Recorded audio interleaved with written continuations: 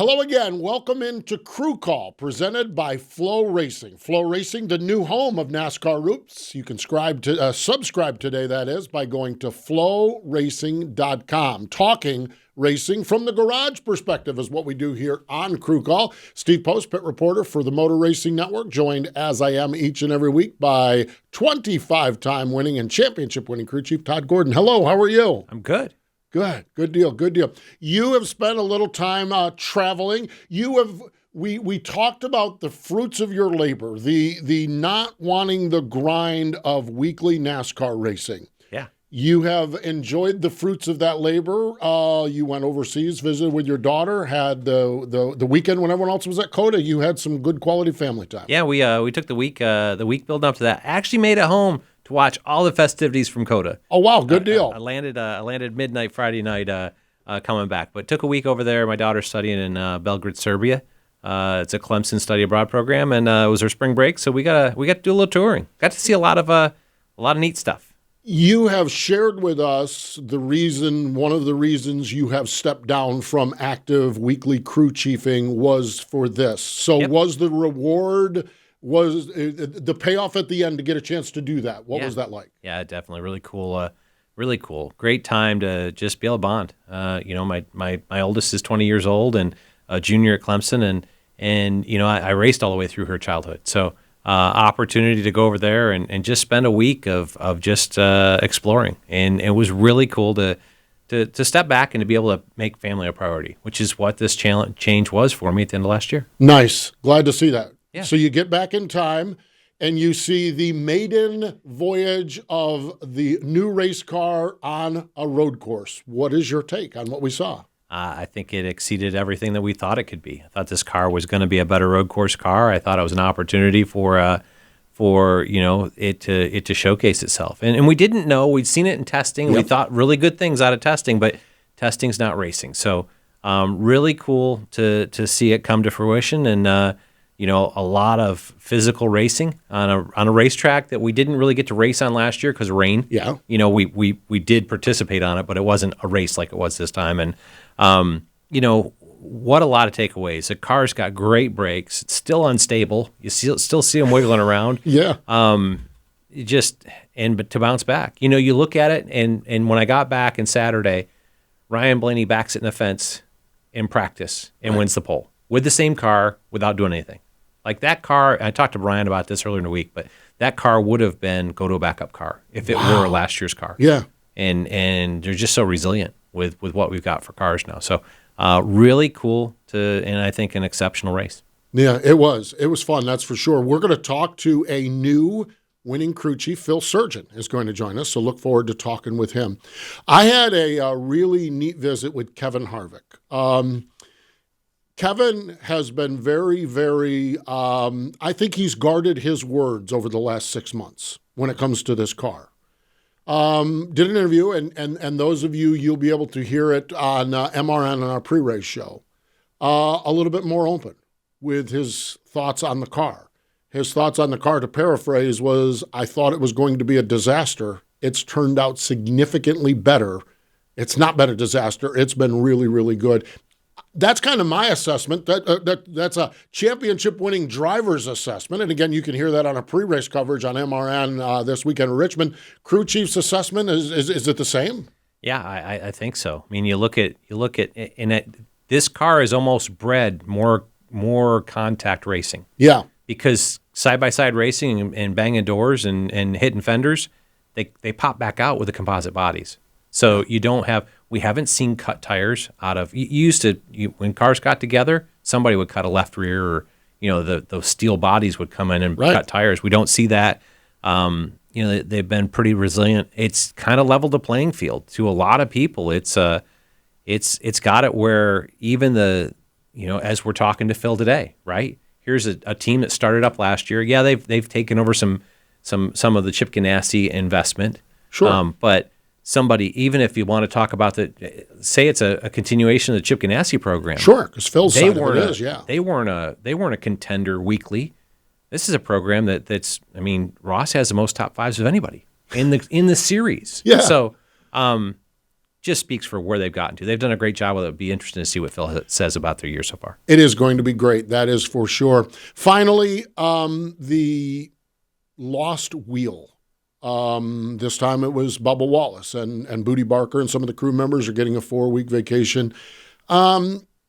This just to me is like, make sure we get these things attached properly. Am I wrong here on this? I think so. I think you're on spot there. And I thought about this as I watched it happen again this weekend. Yeah. And to know that, like, if you look at the properly assembled wheel assembly, there's 2 tangs that come out that they engage and lock the nut. Right. That keep it from backing off. So I got to believe, this is my speculation just from what I see, but I got to believe that the wheel doesn't actually get indexed on and recessed onto the pins, so that the nut can't actually get far enough on to get to that point. To where those retainers come back out. There's like 2 push pins in the side of it that the gun pushes in to undo the nut. Yeah.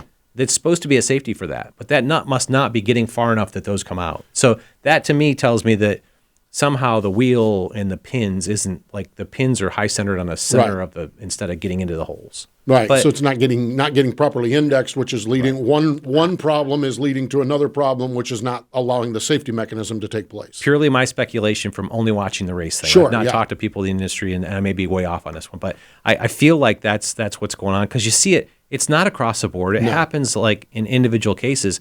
But to what you've talked to Skip Flores, the front changer on the 2 car, and he talked about how fast things are happening. Yeah. That you can't really process it. And the game's not, I kind of relate it back to when I first drove a race car. The first time I went through a start, it's going a million miles an hour. We haven't even started yet. And as you get years on, everything slows down. The game slows down for you. And as this pit stop becomes more routine to these pit crew members, it'll slow down where they can process it and start to see something. Process it and say, that didn't feel right. That didn't seem right. That didn't seem like on the right spot. Yeah, I feel like that's going to come. Yeah, I think it will come too. And it's glaring because the penalty is rough. Yes. Which we don't need tires flying around these racetracks. Okay, so I have no problem with the 4 race penalty. I have no problem with that at all. But it does stand out because it is a significant penalty. But yet you look at it and we get one about every other week. So and in the old day with the 5 lug nut, oh gosh, you'd have a lot of indication to it because one of them would still be tight. Somewhere in the 5, the one would be tight, and you'd have a vibration because the wheel was only pinned with a nut on one side of it. Where I don't know what the sensation is. That'd be a great question for a driver at some point. Yeah, good stuff. That's had a loose wheel. That's had a loose wheel this year. What they feel coming what they feel. Yeah, neat stuff for sure. That is for sure. And speaking of neat stuff, how about Trackhouse Racing getting that first win as a team? And Phil Sturgen, the new first-time winning crew chief, he joins us next here on Crew Call.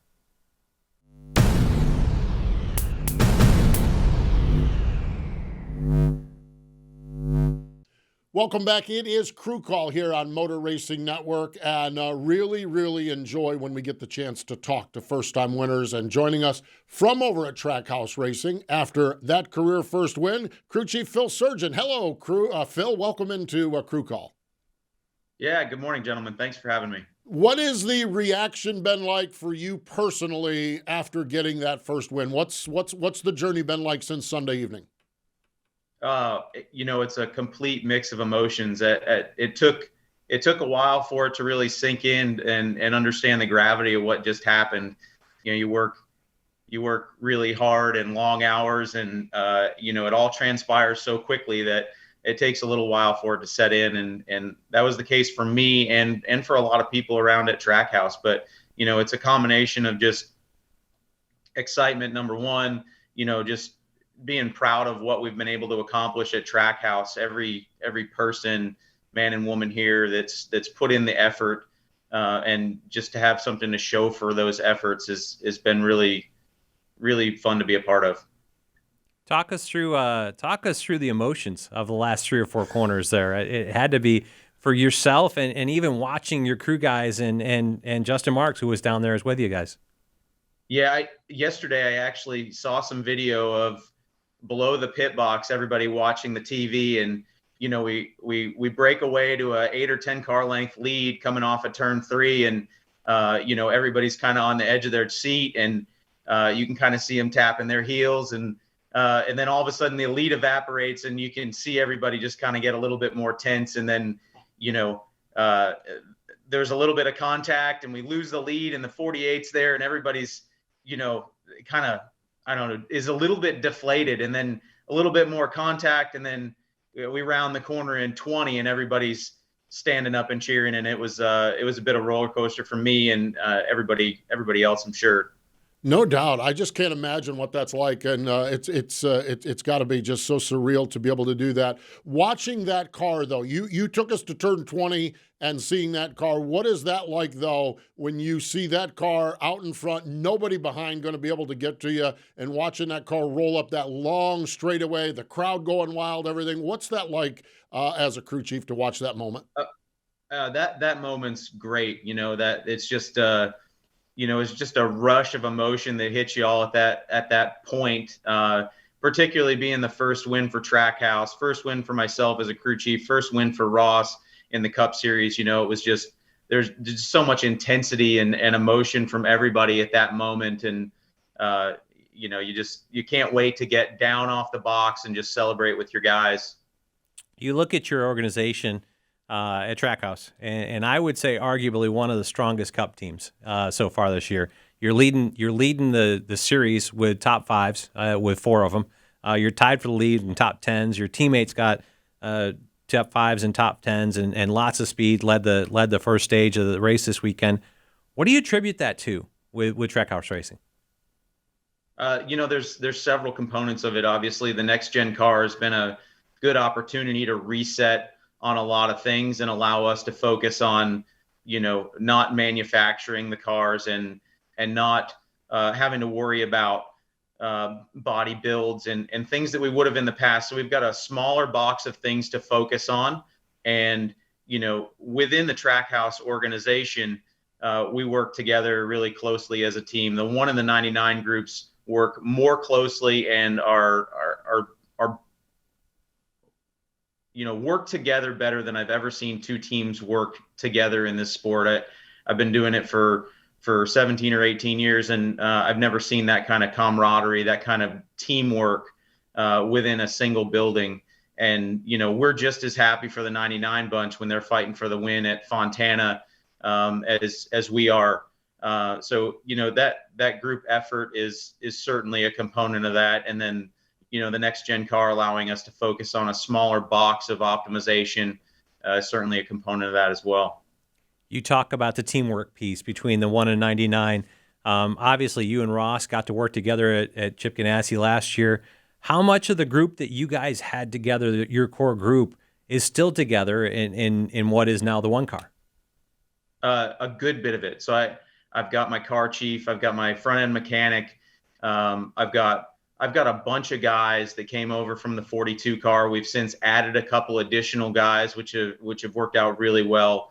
I've got a great group of guys on the road with me. My pit crew is the same guys that I ended last year with, and they're an important part of this puzzle too. They've been, I think they're on average so far for the season, they're the best on pit road, and it goes deeper than that. We kept a good number. I'm just going to guess 70% of the CGR employees still work here. And it's the best 70% of the guys that we had at CGR. So, and then obviously we brought in some existing Trackhouse guys, and we hired some more from the outside, and we've got a really great group. It is kind of fascinating because we talk about this being a new team, although you haven't moved. You're still at the same building. You're still at the same race shop.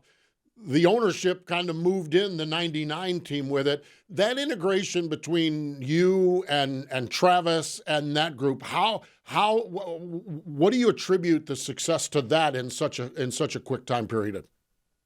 Yeah, so a couple of components there. Trackhouse brought only a few employees. They only had a few employees last year, and they brought a good number of those people. So, single digit numbers. So we've been able to integrate. I was able to integrate with those guys really quickly. And then we brought in some new people from the outside to staff both teams and the shop. And, me and Travis have gotten along great from the word go.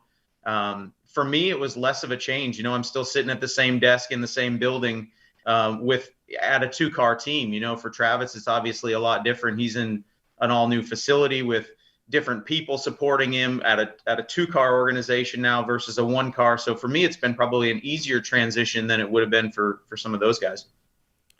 It's talking about change and what happens. Just kind of going off on this one, but the wind tunnel time allocations, as I remember it when I was there, it was team restricted, and this year it became manufacturer restricted. How has that changed? How your daily work and integration with that wind tunnel time work? Yeah, so obviously now it's done by the OEM. So all of the Chevrolet key partners have to work together to utilize that time most efficiently. I think it's 300 hours for each OEM in the tunnel, and it certainly changes things. You have to, because time is more limited, you have to only test the highest priority items, and everybody's got to agree to the test plan before we go. Unlike in the past where we got pretty much free reign to test whatever we wanted and prioritize the items however we wanted to. Now it's the things that I want to see tested aren't necessarily the highest priority of everybody. So there's some give and take there. I think it's gone really well within the Chevrolet camp of trying to, get everybody's ideas, put together test plans that everybody's comfortable with. So it's different, but it's going smoothly for us. I picked Todd's brain early on our show before we took a break and came and chatted with you. We we took the new car to the Coliseum, then we took it to Daytona, then we took it to some intermediates, and everyone's like, let's go road course racing. Obviously, the results were really good for you, but kind of what's your assessment? Did this car perform on the road course as you expected it to? Better, worse? Where are you at with it as far as the road course performance goes? I think it did live up to my expectation. It seems obviously it's built reasonably symmetric, definitely symmetric on the body. The road course suspension can be symmetric, sequential shifter, bigger brakes. It's much more in line with the design philosophy of a sports car and a road course car. And I think we saw that Sunday. Obviously our performance was good, but throughout the field, there was a lot of good racing, a lot of good reviews from guys talking about, handling benefits, braking benefits. So I think it lived up to the expectation on the road course of being a really solid road course car. That said, I think we've had some fantastic racing at the intermediates in Phoenix, arguably better than what we've seen in the past. So I'm not displeased with its performance on the ovals either. Do you speaking to that, and you've been so limited on car counts and parts, and I know that's getting better as we go along, and we've seen cars that went to the Coliseum that went to Daytona's backups to, it's hard for me to fathom this. Do you see that this will be a universal car, or do you still see once you get full allocation that you might have one car you set aside just to be a speedway car or road course car? Yeah, at this point, I see them fairly universal. The cars as they're coming in are obviously everything's standard. All the parts are standard, and we haven't really identified. We've only got a few to choose from, but we really haven't identified any characteristics of one or the other that are different enough to merit making it a speedway car or a road course car. In fact, we've turned around some of our cars and reran them already, and that's out of necessity at this point. But I don't see that. I feel like it's going to be a universal car.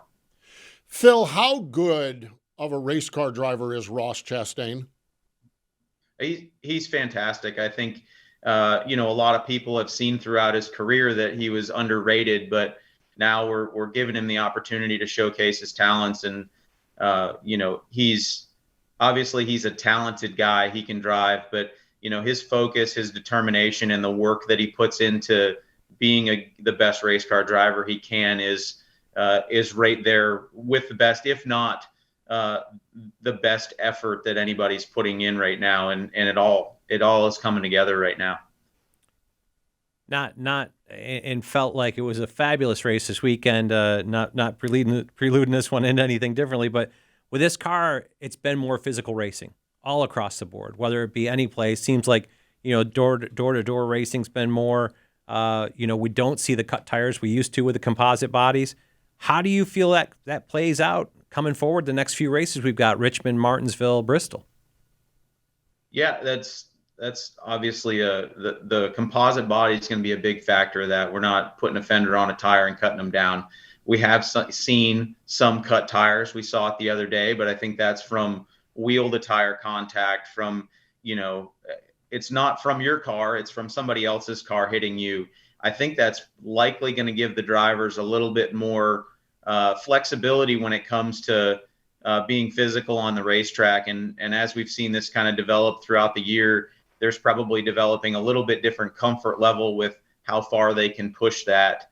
For me, when we spun at Atlanta and we right reared it into the wall, and as he's kind of limping back to pit road with flat tires, I'm preparing the guys down below for who I want to go over with what tools.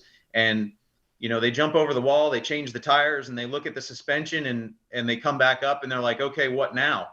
And I can't really see the right side all that well. And the body's popped back out. There's nothing to tape up. There's no need for bare bond. And I'm like, okay, put the tires back on, let's roll.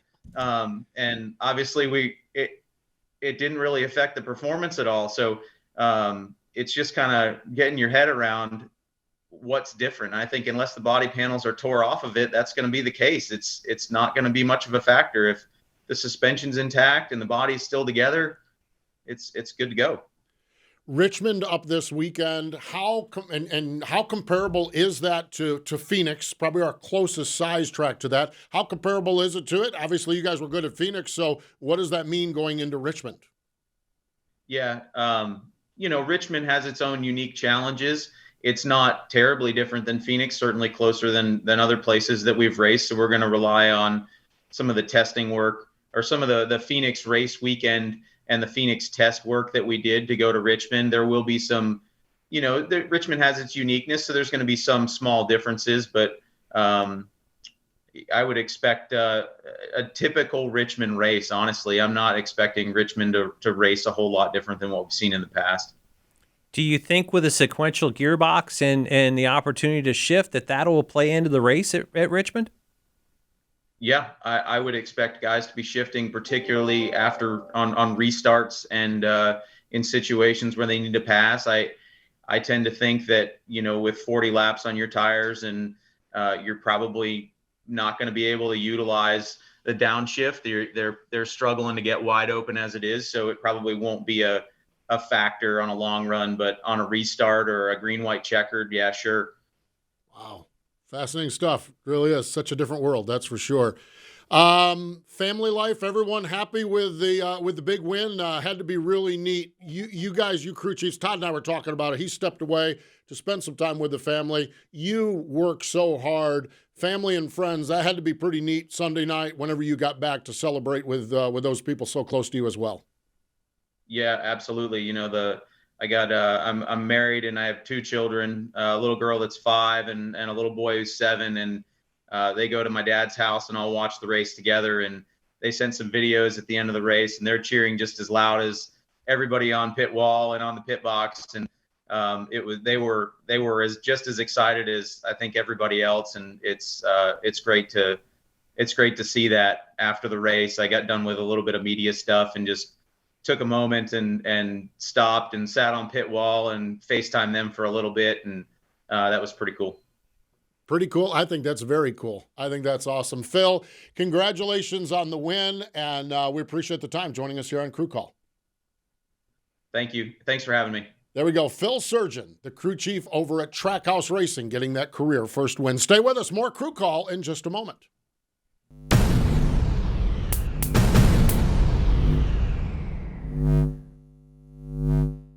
Welcome back. It is Crew Call here on Motor Racing Network. We are presented by Flow Racing. Subscribe to Flow Racing, the new name for NASCAR, the new home, that is, of NASCAR roots. Catch the Wheel and Modifieds, ARCA Menard Series, Pinty's, and NASCAR weekly races all on flowracing.com. You can subscribe today. I was just looking at the calendar, and I love the NASCAR weekly racing series. Season is kicking off. We're into April. Season openers, or not season openers. Some racetracks have been going, but this weekend, South Boston, Hickory, Florence, and Evergreen out in Washington are all on Flow Racing. So, Awesome. Man, I'll tell you what, there's racing all weekend long. That's for sure. Get your Saturday night fix. Get your Saturday night fix. That's for sure. You can go to flowracing.com. We are headed to Richmond. I found it interesting listening to Phil talk about he expects it to race very much like Richmond did in the past. Richmond in the past was a lot of tire wear, some management, some strategy. Todd, what's your expectation what we're going to see at Richmond? I don't know. Yeah. And to what he said, I when you think about how I've had success at Richmond in the past with both Joey and the development we did with Ryan, we got off the brake pedal. We got more smooth. We got more because the place, like Phil talked about, you get to the point 40, 50 laps into a run that you can't get wide open on the front stretch. Yeah. Like you're pedaling and spinning the tires. And you'll see guys move down the racetrack and try to get down in part of the racetrack that isn't rubbered up so that they can get better grip. Kurt Busch comes to mind. He showed us that to us a few years ago, and Joey picked up on it pretty quick. But you'd exit like 3 car widths lower Really? just to get on asphalt that didn't have rubber in it, and you could actually get some better drive down there. So it'd be interesting to see what happens with this car, but I think to Phil's point on restarts, shifting's going to play. The back stretch is so short compared to the front stretch that you can carry more RPM. I wonder if early in runs or qualifying, you'll see guys in 4th for the back stretch and 5th for the front stretch. Yeah. The big brakes, they're there, but we don't like to use them. Because you just talked about you like to not use brakes and ease it on in there, but you got a whole lot more brake than you had in the past. You do. So I don't know. All things to look for this weekend when they race down there. It is going to be awesome. That is for sure. Motor Racing Network, they're all weekend long. We kick it off on Friday night, and I could not be happier that we're kicking it off on Friday night. The Virginia is for Racing Lovers 150, the NASCAR Wheel and Modifieds, their second race of the season. So we're going to have that on Motor Racing Network. On Saturday, 10:30 a.m. Eastern Time, NASCAR Cup Series practice and qualifying. At 1 o'clock in the afternoon on Saturday, the Toyota Care 250 for the NASCAR Xfinity Series. And on Sunday, we start with our NASCAR Live pre-race show, 2:30 Eastern Time, the Toyota Owners 400 NASCAR Cup Series race. It's going to be a big weekend up there in Richmond, that's for sure. Awesome weekend. Love that it kicks off with the modified. So they put on a phenomenal show every time they're with us. They really, really do. So you can catch all the action. All of the scheduling, all of that is available at www.mrn.com. Even have reminders on there. So you can send to your notifications that you can be reminded when we're on the air with great racing coverage. We appreciate Phil Sturgen for joining us here on Crew Call. More important than all of that, though, thank you for joining us here on Crew Call, presented by Flow Racing, the new home of NASCAR roots. Subscribe today at flowracing.com.